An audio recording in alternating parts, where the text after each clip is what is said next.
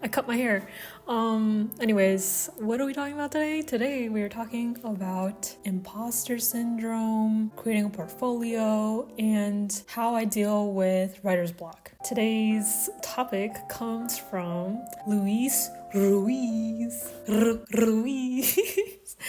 I recently learned how to roll my R's and I'm very proud, and I know it's not, no one cares, but like, oh my gosh.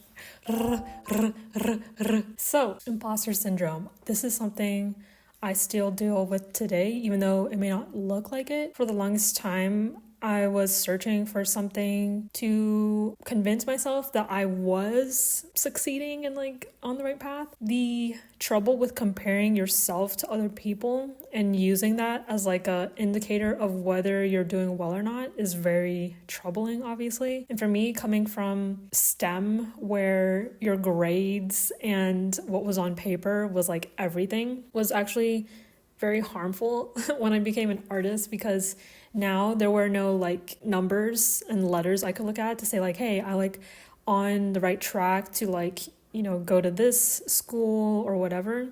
With music and creativity, it's very hard to gauge whether you're going the right direction. So I feel like my imposter syndrome really came from the fact that I had to figure out what success looked like for me, and I would look at others and say, okay, I'm not there yet.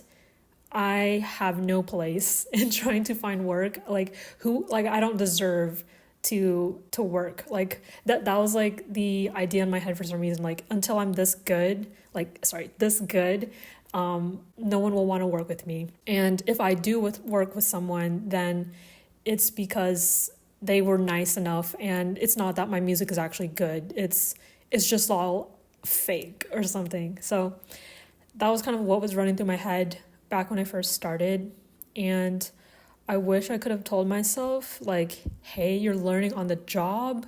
You're not expected to know everything. Like just the fact that you're here doing music is enough. Like you do not need to be Hans Zimmer to call yourself a film composer. Like I don't care what your music sounds like. If you are writing music for film and someone trusts you enough to do that, like, hey, you're a film composer. That's it. Like, there's no need to go to a certain school. There's no need to get a degree to call yourself a film composer. If you do music for film and the person you work with is happy with it, like, that's it. Like, you're doing it. You're a film composer. So that's what I would tell myself. And like I said today, I still deal with it. But the thing is, those thoughts are just thoughts, and I still do what I need to do regardless of I do what I need to do regardless of how I'm feeling. So I think like the other day I probably had some thoughts about like imposter syndrome, and it like compelled me to write a newsletter, which you might have seen this morning. Today's the 29th, and I wrote about how I felt like as an introvert, I almost had to like become an extrovert and like change myself in order to become a successful film composer. And that was just not true. As far as like imposter syndrome though, I feel like remembering that this is the only life that I have, as far as we know, and that I should treat every day like it's my last as much as I can, is like the number one motivator for me, especially with imposter syndrome, where you kind of get like all in your head about whether or not you're legit. Honestly, I'm just like, it doesn't matter. Like if I die today, like knock on wood, like I don't want to be so worried about whether or not people take me seriously. Like I don't think you should take yourself too seriously, which is why I like to do like fun little things like that D&B track I did the other day, and just like hanging out in front of the camera with you guys. Don't worry, if you feel imposter syndrome right now, like I'm right there with you. I've been through it. We've all been through it.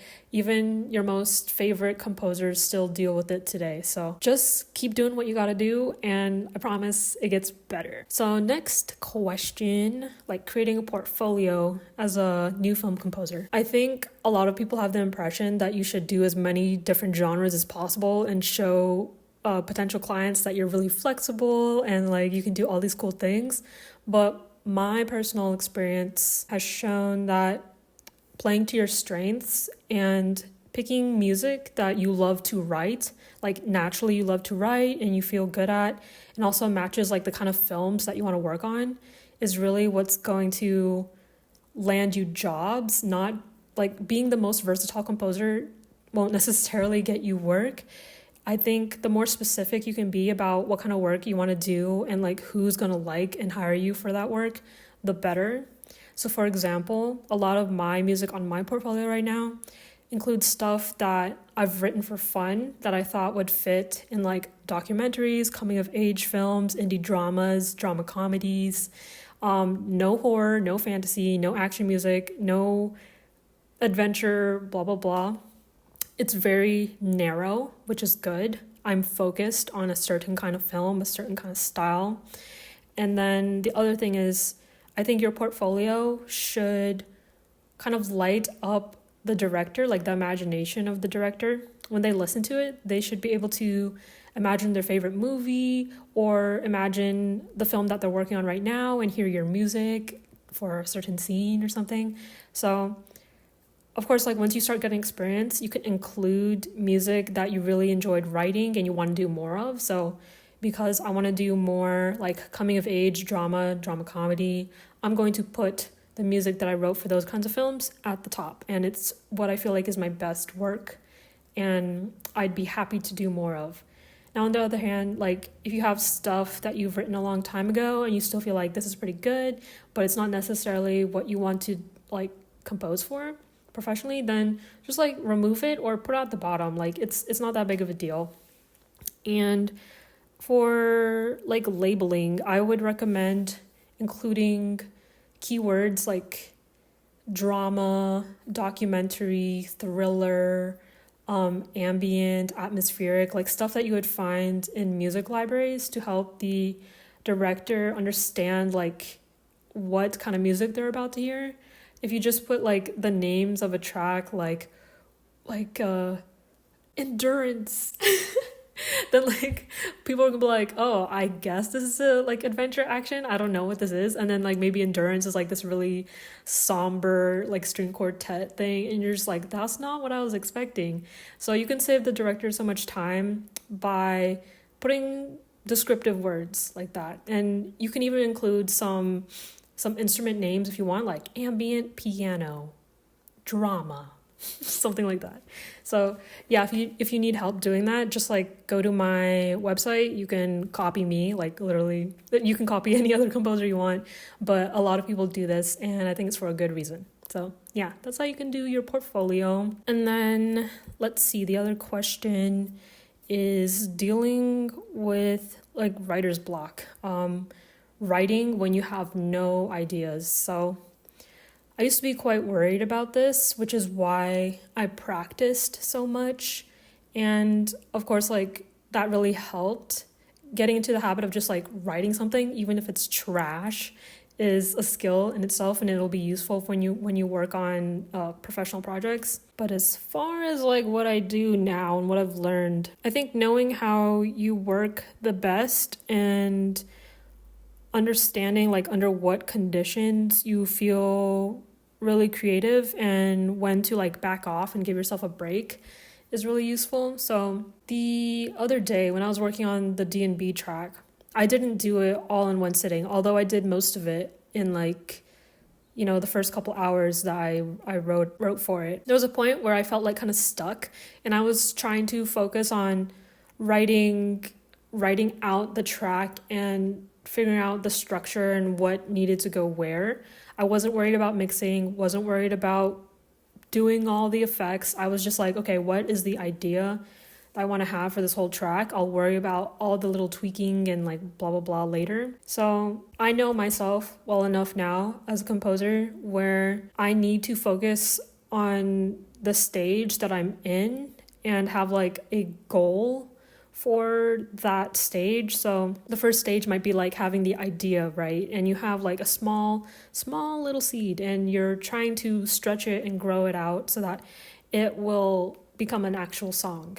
And once I have the idea that I like, it quickly transitions into the next stage, which is where I'm composing. So I'm writing down material, I'm copy pasting, I'm putting in variation, I'm putting in drum patterns, I'm doing melodies, harmonies, blah blah blah. Like, I'm not worried about arranging, mixing, mastering, don't care about any of that. So for each stage, I just focus on that one thing that I need to do. And that could be like getting to a certain minute mark. Like in film composing, maybe I have a cue that's like a minute long and I'm like, okay, do I have an idea for this? No? Okay, let me play around and see what ideas work. And then when I find something that feels good, then I'll go ahead and commit and like start composing, and I'll do a full pass. And usually like I'm pretty happy with that. And there's like this line you have to walk of like, okay, I need to move on. Like, this is good enough. Like, let's move on. So